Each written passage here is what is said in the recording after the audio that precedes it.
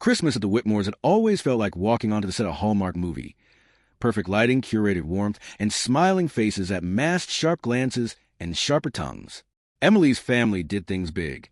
The tree stretched nearly to the ceiling of the vaulted living room, draped in coordinated gold and burgundy ornaments. Gifts spilled out in every direction, a designer label parade. Each box wrapped so precisely it could have been done by machine. I stood there with a tumbler of cider in one hand, the other shoved in my pocket, watching as the family took turns opening their gifts with over-exaggerated gasps and laughter. Emily sat beside me, her smile fixed, her hand never reaching for mine. Then it started. Emily's younger brother got a Rolex. Her cousin received a week-long ski trip in Aspen, a little getaway to recover from finals.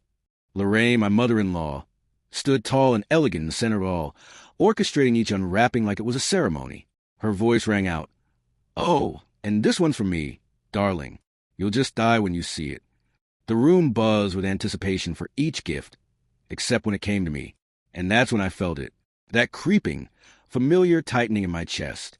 No box with my name, no envelope, no nod in my direction. Lorraine did this every year, but this time she took it further. She turned to me, her hand theatrically searching beneath the tree. "Wait," she said, tilting her head with a smirk that didn't even bother pretending. "Did we miss Nathan's gift? Surely we didn't forget Nathan." Chuckles followed. Someone mumbled something about checking again. Lorraine gave me that glazed over, too sweet smile that was meant to cut. "Oh, dear, I could have sworn. How embarrassing." I smiled back, steady. "Actually," I said, setting down my glass, "I brought a gift for you, Lorraine." That wiped the smirk off her face for a second. Everyone turned. She hesitated, then extended her hands as I reached into my coat and pulled out a box. Silver wrapping, satin ribbon, small and neat. She took it, eyes narrowed. "Why, Nathan, how thoughtful." "It is," I said. "Very." She untied the ribbon slowly, theatrically again, the crowd still watching. Emily sat motionless beside me. Her breath caught just slightly. Inside the box, there was no jewelry, no trinket, just a folder. Lorraine's fingers tensed as she pulled it out, her expression flattening when she opened it. A few pages, stamped, notarized. Legal documents. "What is this?" she asked, voice thinner now, higher. "Your gift," I said calmly. "Evidence of the offshore accounts you've been hiding from the IRS, along with the proof of how you funneled family trust funds into them." The room dropped into silence, so fast it was almost physical. I could hear the rustle of wrapping paper settling. Her husband, Harold, leaned forward to get a look at the pages. Emily's brother muttered something under his breath. I stood. I thought I'd return the favor this year. Thoughtful and personal. Lorraine's face went pale, then flushed red. She started to speak, but I kept going. "I've also included a copy of the emails between you and your Cayman contact. And don't worry, the originals are with my attorney. Consider this a preview." She clutched the folder against her chest, her voice shaking as she said, "You think you can come into my house and—" "This isn't your house," I said. "It's your family's. The one you control with money and manipulation for decades. I'm just tired of pretending I don't see it." I turned toward Emily, who stared back at me, stunned but unreadable. Maybe she knew, maybe she didn't, but she said nothing. No one moved. The room that had been so alive with laughter minutes ago now sat silent, full of people pretending not to look at each other. I walked toward the door, buttoning my coat. Behind me, Lorraine finally let out a sputtering, indignant, "This is outrageous." I paused, looking back. "Merry Christmas, Lorraine." And I stepped outside into the cold. It didn't start with anything loud. That's the thing people don't always understand about people like Lorraine Whitmore. It's never overt. Not at first. It's quiet, subtle, precise, like a pinprick to the same nerve over and over until you're left numb in places you didn't know could go numb.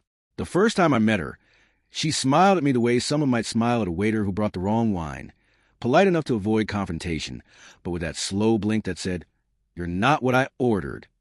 I remember shaking her hand, firm and warm, and her first words to me weren't welcome or nice to meet you, but "You don't look like I imagined." And then a laugh, like it was a joke. Only it never felt like a joke. 8 years of those moments followed. 8 years of my name being mispronounced at dinners, where everyone else's was embroidered onto linen place cards. 8 years of being the only one left off the group texts, the family emails, the vacation itineraries. There was the birthday card incident. Year 3, I think. Lorraine mailed cards every year like clockwork. Handwritten, thick cardstock, sometimes even with gift cards inside. Mine never arrived. I figured it got lost. Mail does that.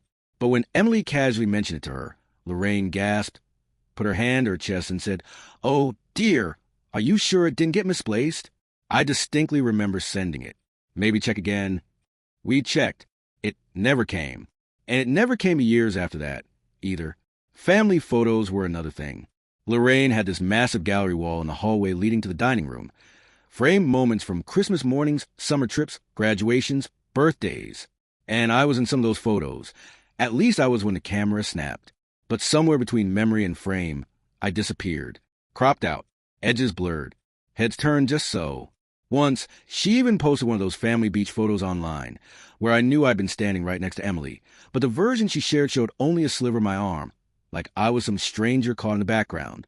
When Emily noticed and gently asked about it, Lorraine waved her off. "Oh, it wasn't a flattering picture of Nathan," she said. "I was just being considerate." Being considerate. That was her shield. Every slight, every dig, wrapped in the softest fabric of plausible deniability. Like when she'd talk about Emily's ex, the one who went to law school. "Remember how charming Andrew was?" she'd say over dinner. He had such presence. Just walked into a room, and everyone noticed. Then a glance at me, measured and cool. Or the time she accidentally served me shellfish, which I'm allergic to. "I must have confused you with someone else," she said. "I could have sworn you weren't the picky type." I ended up in urgent care that night. She sent flowers. Cheap ones. And through it all, Emily tried. God, she tried. She's the kind of person who wants peace even when it comes at the cost of her own comfort. A kindergarten teacher, endlessly patient, always believing people can change if you give them enough chances. I think she thought if we just endured long enough, Lorraine would soften. Maybe if we showed up to enough dinners, sent enough thank you notes, smiled through enough holidays, Lorraine would see me for who I was. But Lorraine saw exactly who I was, she just didn't care. When Emily did confront her, and she did more than once, it always ended the same way. Lorraine would cry.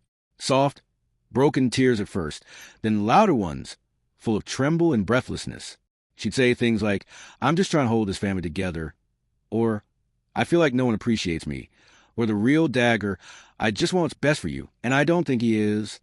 Those words stuck in my ribs like bone fragments. Emily would come home shaking, angry, but also guilty. Somehow her mother always made her feel like the villain. So we stopped confronting. We stopped hoping. We tolerated. Because we loved each other. Because we were building a life that didn't need Lorraine's approval. But the truth is, I didn't forget. And I sure as hell didn't forgive. I remembered every silent insult. Every side-eye. Every time she introduced me as Emily's husband, without saying my name, as if I were a detail she hoped people would gloss over. I remembered when she insisted on hosting our engagement party, then used it as a stage to talk about her own wedding, her own dress, her own past. I remember the Christmas 2 years ago when she gave Emily a diamond bracelet and gave me a $15 bottle of cologne, unwrapped, with a sticker still on it. And when I said thank you, she smiled and said, "It's the thought that counts." Yeah, I remembered it all. It started as just another Thursday. The kind of day that blended into the rest, where my desk was cluttered with coffee rings and spreadsheets, and the quiet hum of office conversation dulled into white noise. I had been working through a client reassignment list when a familiar name appeared. Whitmore, Howard, my father-in-law.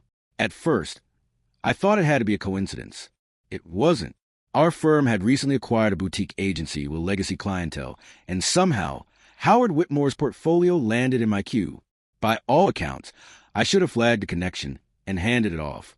But curiosity settled in my chest like a weight. Maybe it was intuition. Maybe it was 8 years of being kept at the edge of a family I'd never been fully invited into. I opened the file. At first glance, everything seemed standard, moderate investment activity. A few safe funds, some municipal bonds. Nothing flashy. But then I noticed a line of quarterly deposits labeled DL Holdings, irregular, inconsistent, but large. 5 figures at a time. My eyes narrowed. DL Holdings wasn't referenced in the primary documentation, and it didn't match any of the registered income streams listed under Howard's declared accounts. I pulled deeper. That's when I saw the trust. hidden in a secondary shelf file, filed under the name Delaney Trust. It would have looked like a standard family legacy fund to anyone glancing at the surface.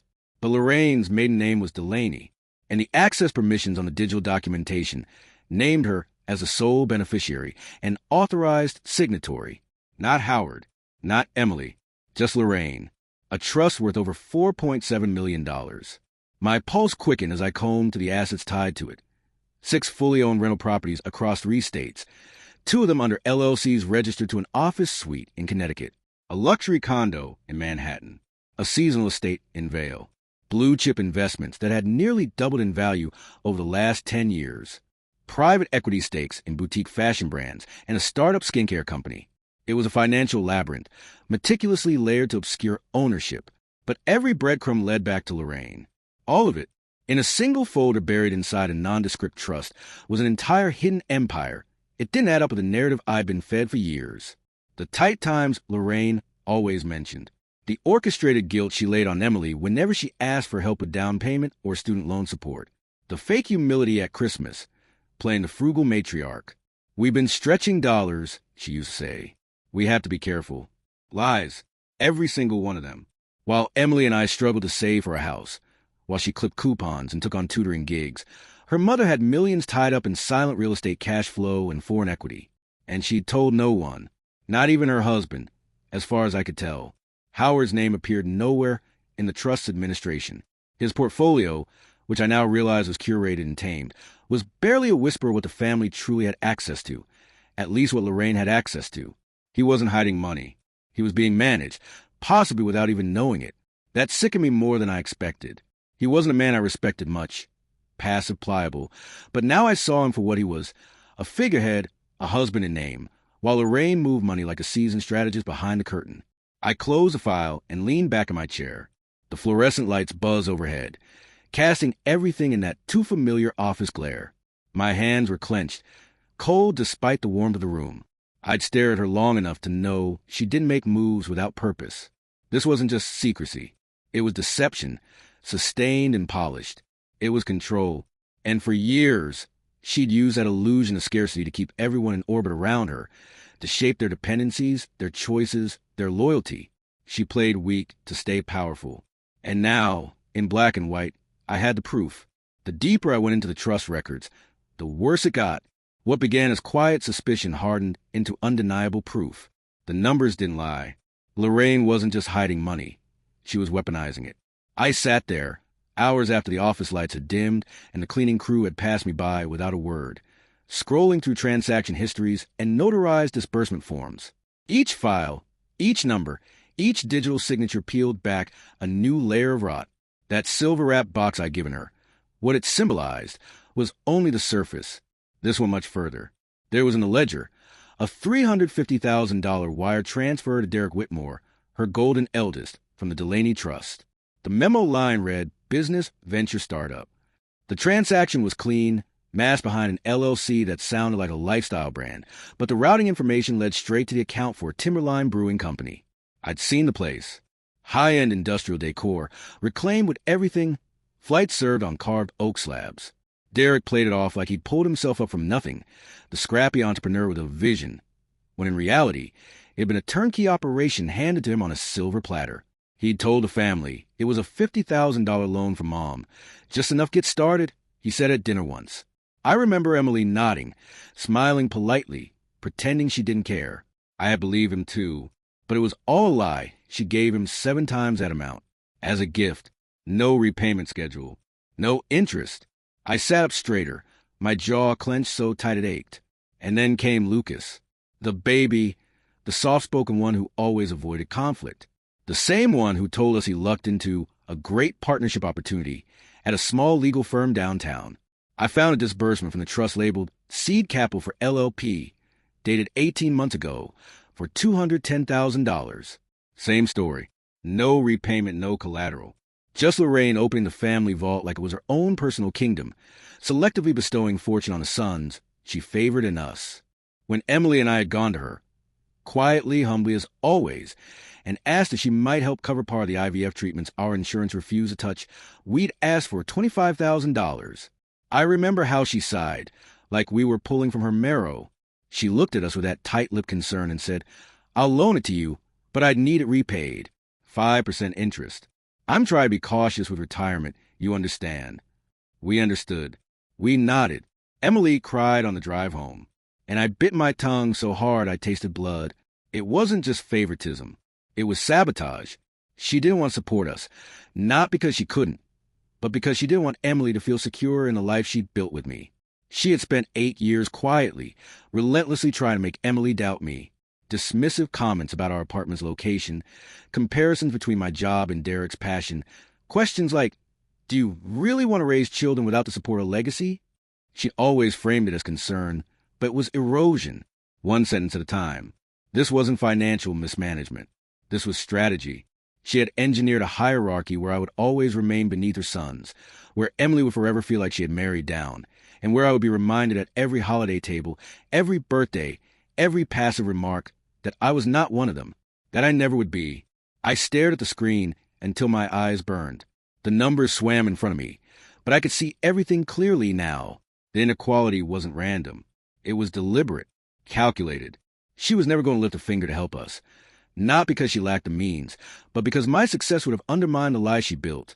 That Emily settled, that marrying me was a mistake, and she'd spent years quietly trying to make her believe it. She peeled the silver paper slowly, like the weight of it changed as her fingers worked over the ribbon. Lorraine was never one to show discomfort in public. Her control was legendary. Chin high, smile fixed, tone even. But that night, something shifted.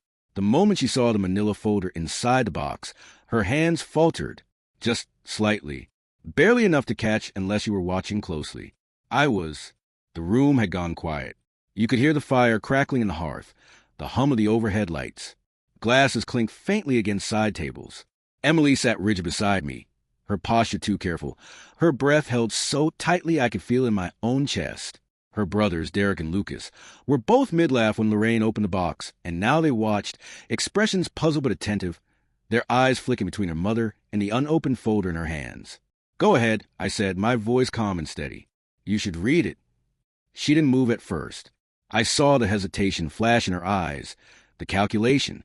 Then she opened the folder, flipped the first page, and stopped. There was, right on top, the Delaney Trust summary, account holdings, assets, signatory details, and the balance. $4.7 million.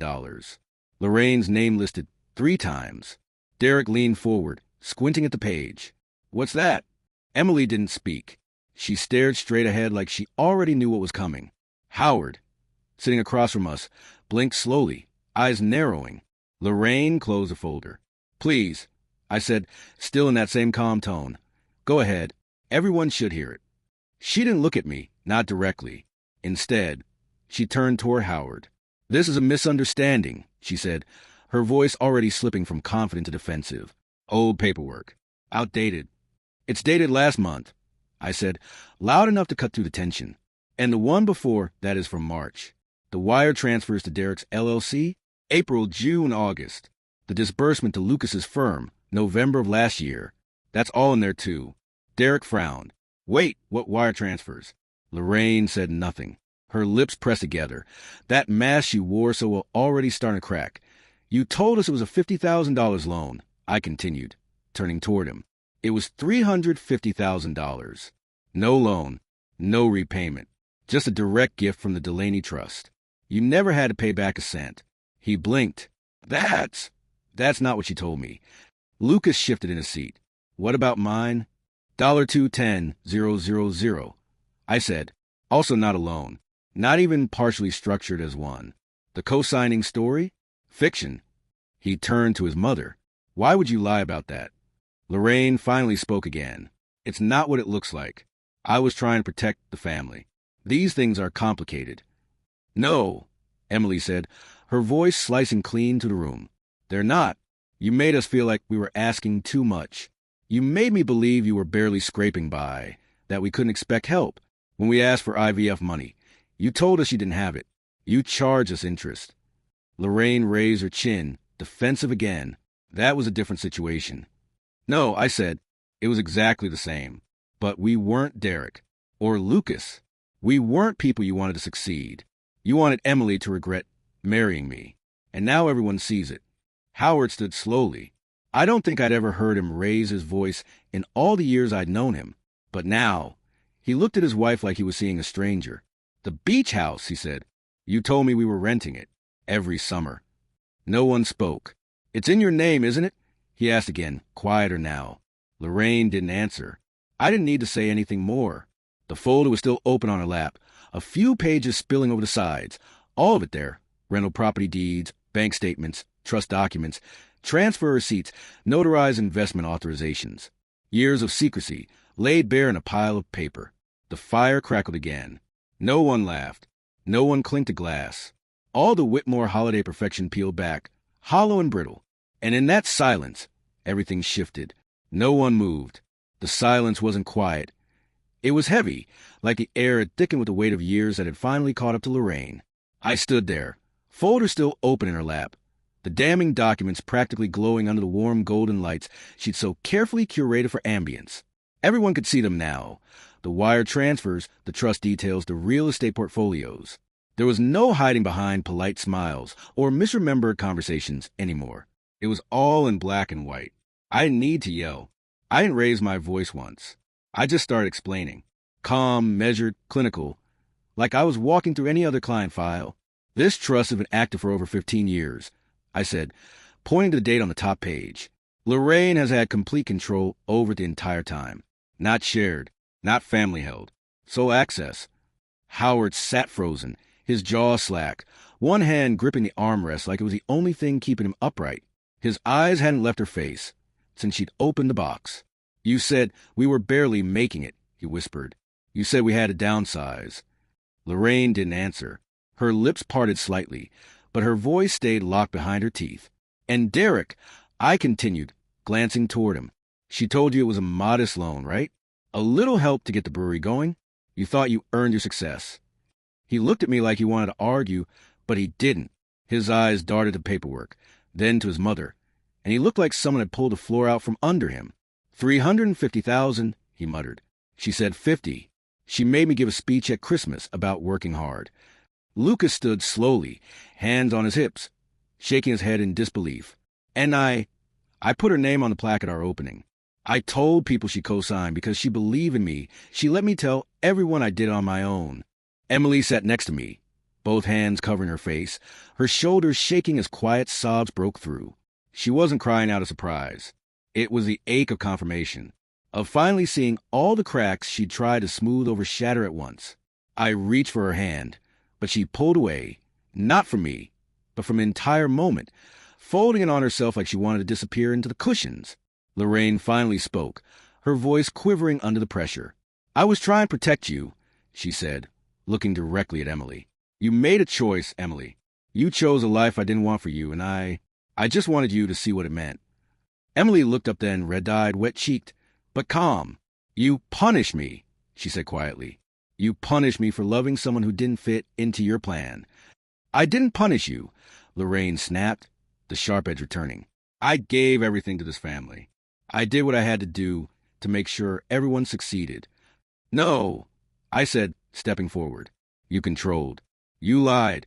You used money as a leash, and you made sure no one could move without your permission. You kept Emily small because you needed her to doubt herself. You gave her brothers everything while letting her believe she was less secure, less successful, less worthy. And you let your husband live under the illusion that you were scraping by while sitting on millions." Howard stood now, slowly, like he was decades older than he'd been just minutes ago. "How long have you been lying to me?" he asked. "How much of my life was a lie?" Lorraine looked at him, her eyes desperate, searching. "You don't understand."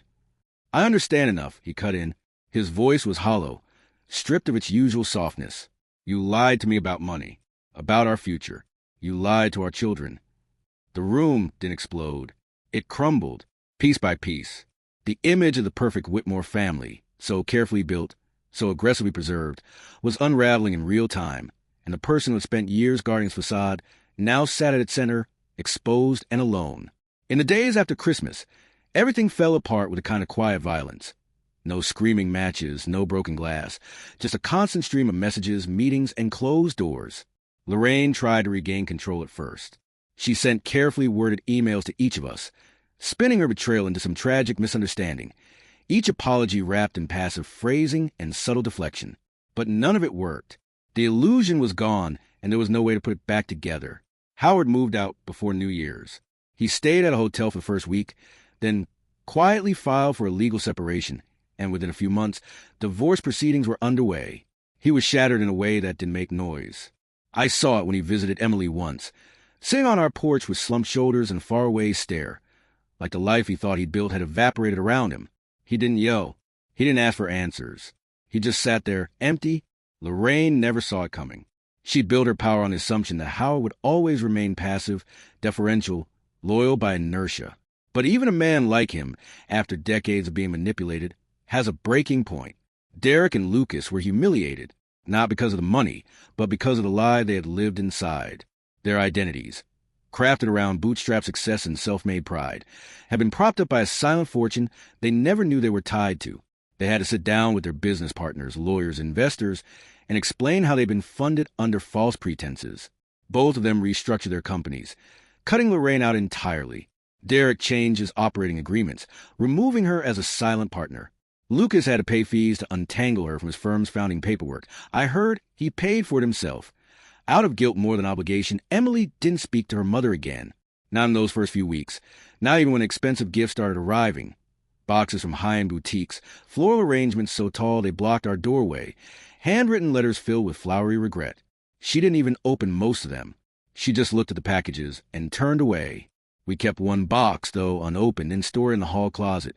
Not out of sentiment, but as proof that Lorraine still didn't get it. You can't buy your way back into someone's life after you spent years reducing their worth to whether they obeyed you. Instead, Emily started therapy. For the first time in her life, she began unpacking the decades of emotional manipulation that had shaped her idea of family, of obligation, of love. It was painful. There were nights she cried in our bed, her face buried in sheets, asking herself how she could have believed any of it for so long. How she could have confused control for concern, criticism for care. I didn't always know what to say. I just stayed beside her, listened, and reminded her that choosing peace now didn't mean she had failed before. She had survived something that was designed to make her small. Now, she was learning how to be whole. As for me, I kept the originals. Every document, every wire record, every page of the trust agreement. I didn't hold on to them out of spite. I didn't threaten to use them, but I kept them locked away in a safe. Not as leverage, but as a reminder that truth matters. That silence can only be maintained for so long before it cracks. That the kind of control Lorraine wielded always rests on secrecy, and when you pull that secrecy into the light, it burns. Lorraine moved to Scottsdale not long after the divorce was finalized. A luxury condo in a gated community, complete with golf privileges and manicured walking paths. She sends messages, sometimes, holiday greetings, happy birthdays, half-hearted check-ins, always ending with thinking of you, but there's no weight to them. Just words from someone who finally ran out of power and doesn't understand why it won't return. She is by all accounts alone, and that's what truth does. It doesn't always destroy. Sometimes it simply reveals who people have always been. And once that happens, there's no going back. 6 months after everything collapsed, life felt quieter. Not in a hollow way, but in the kind of silence that follows a storm, when the air is clear and the ground is steady again. Emily was in the kitchen when she found out. I was at the sink, washing coffee mugs, when she stepped in with a test in her hand, eyes wide, mouth trembling, trying to say the words before the emotion overtook her. She didn't have to. I saw it in her face before she said anything. She was pregnant. No financial backing, no terms, no interest rates attached. Just us, finally on our own terms. We stood in the kitchen for a long time, holding each other. I felt her heartbeat against my chest and realized it was calm, steady, not anxious, not braced with disappointment, just strong. It felt like we'd broken something old and inherited and built something entirely our own in its place. The relief wasn't explosive. It was quiet, deep, like roots settling into the earth after years of being displaced. The nursery started with one small bookshelf, then a hand-painted crib. Emily chose soft yellows and warm wood tones, nothing ostentatious, just real, comforting pieces. We folded tiny onesies and talked about names under warm lamplight. We weren't rich by any stretch, but for the first time, we didn't feel lacking. We had enough. And every single part of what we were building was ours. Earned, chosen, protected. We named her Harper. The moment Emily said out loud, we both knew it was right. Harper would grow up in a home where love wasn't a bargaining chip, where affection wasn't conditional on obedience, where truth didn't come second to appearances. I knew that with certainty because we had lived the opposite. We knew exactly what kind of home we wouldn't be. When the card arrived, I almost didn't recognize the handwriting. Lorraine's note was brief, handwritten on expensive stationery, her name embossed in silver along the border. "Congratulations," it read. "I hope I can be part of this child's life." There was no apology, not a real one, just a soft attempt to re-enter the room she once controlled, like slipping a note under a locked door and hoping it would be enough. Emily sat with the card for a long time. Then she took out a pen, wrote 2 words on the back of the envelope, and sealed it again. "We'll see." That was it. No drama, no cruelty. Just a boundary she had every right to draw. A line that didn't need explanation. The card sat on the hall table for a few days before I finally mailed it. Some nights. I still think about that Christmas. The sound of wrapping paper tearing, the room full of expectation. The moment Lorraine opened that silver box and saw the end of her illusion. People asked if it felt like revenge. It didn't. I didn't do it to humiliate her. I did it because pretending was costing all of us more than the truth ever would. It wasn't about punishment. It was about validation. About finally naming what had been twisted and buried for too long. It was the hardest gift I've ever given someone, but sometimes the most painful gift you can give is the truth. Wrapped in silver paper, handed over with a steady hand, and left to speak for itself.